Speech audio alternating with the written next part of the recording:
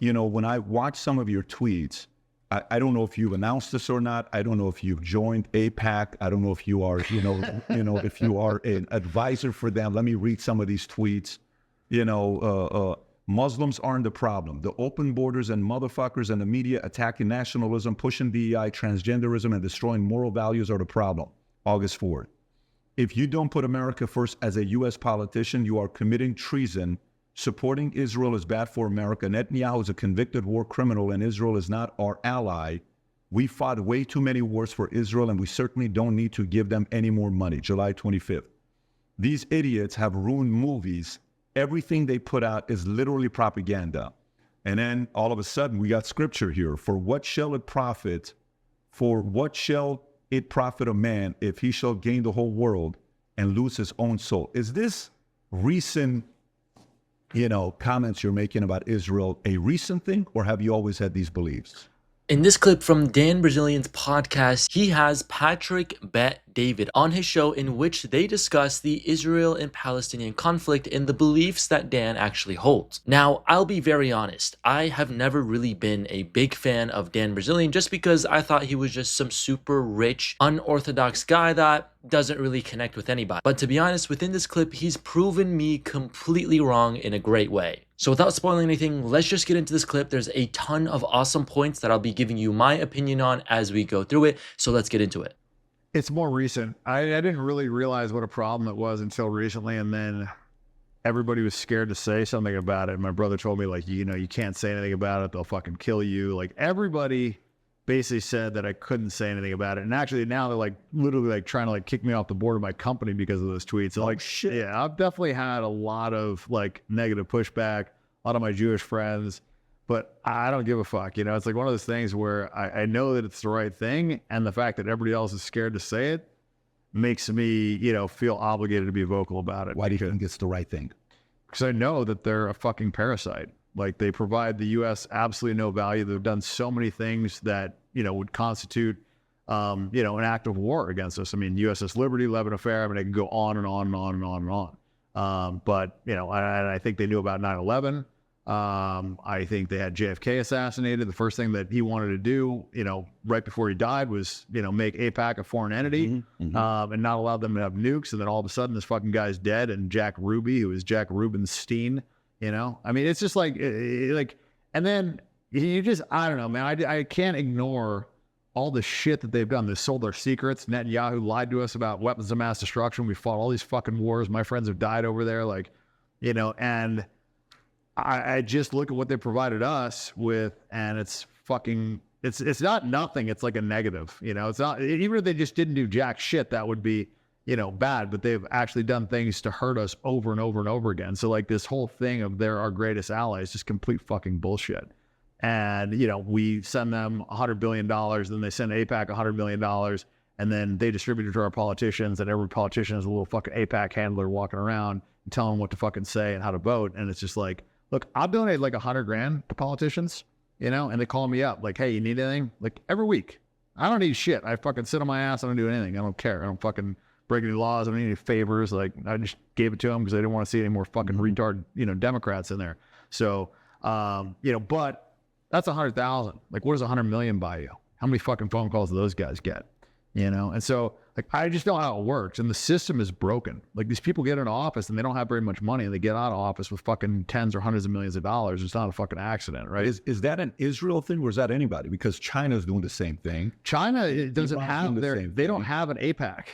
Like, Israel is the only one that has a fucking, like, a lobby in the U.S. fucking, giving these politicians money. Okay. Dan hitting with actual facts. Again, this is not really something that I expected from him, but I'm glad to see it. We all know China plays dirty, and I don't think anybody's denying that. They've got their claws deep in Hollywood, in Wall Street, and half the major corporations that shape American life. But that's not the point that Bilzerian is making here. The issue isn't whether other countries are involved in political lobbying. It's the scale and legal setup that makes AIPAC so unique. Foreign lobbying in the US is supposed to be registered under the Foreign Agents Registration Act, or FARA, which is designed to keep tabs on governments trying to influence American policy. But AIPAC is somehow exempt. They don't have to register as a foreign agent, and that means they get to operate on a different playing field than, say, a Chinese or a Russian lobbying group. Now sure, China and other nations play influence games, but they usually have to work through shady backdoor deals, business interests, or soft power plays. AIPAC, on the other hand, is directly embedded in the American political process. It's like comparing some dude sneaking into a stadium to watch a game to the guy who literally owns a VIP box and controls the scoreboard. It's totally different levels of access and control. And let's not pretend this money doesn't come with strings attached. We have seen the patterns. Politicians who were nobodies suddenly rise to power with big funding, and guess what? They all start pushing policies that shockingly align with Israel's interests, even if they contradict what's quote-unquote good for America. It's like watching an NFL game where every ref is secretly on the payroll of one team. At some point, you have to ask, who are they really working for? Again, excellent point by Dan. Let's go ahead and check out his others. No, every country, the big ones all have lobbyists. They all have lobbying that they're doing. Not in the U.S. They're registered as foreign entities. Right. I mean, if you're talking about, are you going to the dual citizenship part with Israel, Israel? That's another problem is a lot of our politicians have far more allegiance to Israel than they do the United States. I mean, that's a whole nother issue as well. Do you know why they did the dual citizenship? Do you know the history behind why they did the dual citizenship? What do you mean? Like, so the whole concept of dual citizenship was because when Israel became a, country again, they didn't want the people from here who wanted to go back to Israel that didn't have a motivation to go if they were going to lose their citizenship here. So that was the reason why they did it. It was kind of like, okay, you're your own country. We kind of need some of you guys to move over there to help the country out. Yeah, but I'm not going to go. Why are you not going to go? Am I going to lose my citizenship here? But you are. I mean, we don't do that. Every other country, I don't want to lose my citizenship. Well, okay, how about if we do this? How about if we allow you, just Israel, to go back to your country, you won't lose your citizenship? That was the arrangement at the beginning why they did it that way. No, look, I get it. I have 3 citizenships. You know what I mean? I think it's okay. I think What's the third one? I know Armenia, but what's the... St. Kitts. Okay, got it. Yeah, so, I mean, I don't have an issue with dual citizenship. My issue is when somebody is holding a U.S. office and they are putting a foreign nation's interest before America's interest, and they are favoring that other country. And so that, to me, is treason. Like, when you are a U.S. government official, your motivation should be to do things in the best interest of the government that you are representing, not some other fucking foreign country. And that's the problem. Okay, so, but go through it. So what is the solution? Meaning, if Israel's the enemy, then if let's just say you don't do anything and everybody in the Middle East unites to take out Israel, do you think the Middle East is better without Israel? And do you think the world's a safer place without Israel? 100%. It's not even close. Okay, tell me why. Why do you think? Give me an argument otherwise. Please. Give me one argument why the world would be better off with Israel. Let's just start with that. One thing. Give me one thing. Have you ever lived in the Middle East? No. I lived there for 10 and a half years. It's a very, it's not as like here. You can sit here, you can be an atheist, you can be an agnostic, I can be a Christian, he can be a Jew, he can be an LDS, Muslim, no problem. We can coexist here. You can do that in Israel. You can do that. I mean, not really. They're operating apartheid right now. Everybody's not living equally. Not at the level of Iran. Not at the level of what Iran is doing. I mean, in Iran, if you're thinking what Israel is doing out of control, do you know how much money Khamenei's families made? Do you know how much money they have 200? I've never been to Iran, but I've been to Dubai, I've been to Saudi, I've been to UAE. So and they're all Muslim. They seem to be operating fine. I would say Iran's slightly different than, but go back to it. So, okay. So you think the Middle East and the world would be a better place if Israel didn't exist? Yes. Okay. Israel's committed, so many terrorist attacks. They're stealing land right now. They're operating in apartheid. They're currently committing a genocide on Palestinians. Like, do you believe in the genocide they're committing? I think they're fighting for themselves and they're defending themselves. Do you think that's defense? Well, when 1,200 people died, and of which the 1,200 you've killed, and admitted that you've killed a lot during, your Hannibal. I would tell you this. The part I question where people who are Jewish can't stand when I say this, I don't know how you, Netanyahu, claim you have the best intelligence in the world, Mossad, and you didn't know that on October 7th they were They attacking knew about it. They didn't. They wanted it to happen, so they had a reason to take that. Yeah, they wanted a reason to take the land. I totally get it. And they killed their own citizens. And they claimed that all these people got raped. That was bullshit. They claimed beheaded babies. That was bullshit. Everything that they said was a fucking complete. Not only was it a lie, but they committed all those atrocities themselves to the Palestinians and been caught doing it. In fact, they just got caught gang raping Palestinians. You know, how many babies have they killed? All the things that they accuse the Palestinians of or Hamas of or whatever, they're guilty of 100-fold themselves. And they've been doing that. Like October 7th wasn't the start of this.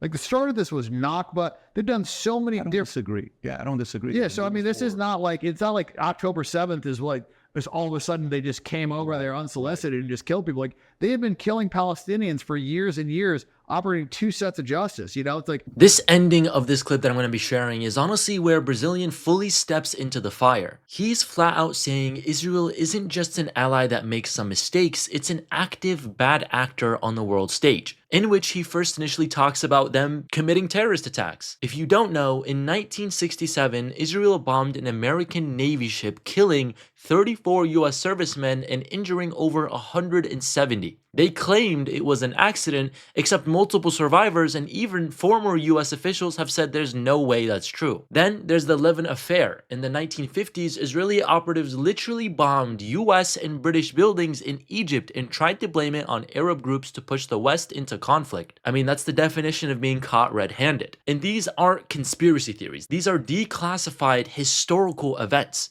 Bilzerian is basically saying, look at the track record. Israel has done things that if any other country did, we'd consider them an enemy, and yet we still send them billions. And in terms of land theft, the UN has repeatedly condemned it, and even former Israeli officials admit it's happening. I mean, imagine your neighbor keeps sneaking into your backyard, building a fence further into your property every few months, and when you push back, they say, well, you weren't using that part of your yard anyway. That's basically what this situation is, but instead of a backyard, it's an entire people being displaced. And of course, the apartheid. This is another one of those words that makes everyone freak out. But what does it actually mean? It means when two different groups live under different legal systems in the same land. And guess what? That's exactly what's happening. Palestinians can be arrested and detained indefinitely without trial, and their movement is restricted with military checkpoints. Israeli settlers who literally move into their land don't face any of the same restrictions. Separate legal systems, separate rules. That's textbook apartheid. And as I mentioned earlier in this clip, I truly did not think Bilzerian would make these points that are so in-depth and very accurate. One of the most rich, famous guys in his position would never say this. They wouldn't risk the backlash, they wouldn't risk losing sponsor deals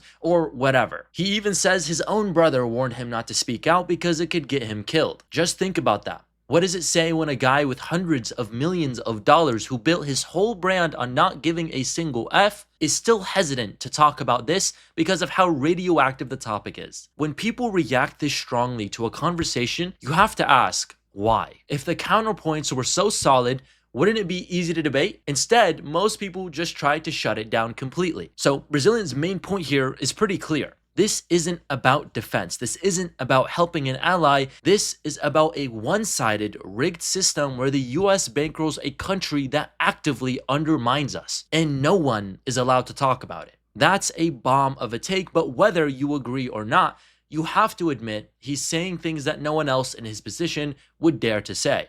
So that's my opinion, that's my unfiltered take, and as always, I would love to hear what you guys think in terms of the points that I made, in terms of the points that Dan made, and even in terms of the point that Patrick Bet David made. Let me know down in the comments below. Be sure to give us a like and subscribe, and we'll see you guys in the next one.